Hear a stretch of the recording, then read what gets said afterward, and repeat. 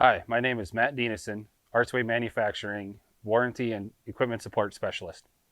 Today we're going to discuss the overrunning clutch and where you can find the various components for it. The roll key, the roll pin, is located in the yellow bag in the supplement hopper in the back. Your PTO is strapped to the side of the machine. First, remove the grease zerk. Line up the grease zerk with the inner hub hole and the shaft hole. Install the roll pin through the grease zerk, through the inner, and through the shaft.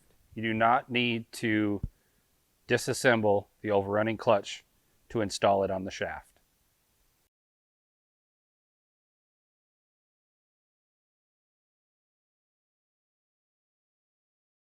Do not disassemble this, as it avoids our warranty, as there are very small parts that can be misplaced when doing so. Artsway, how work gets done.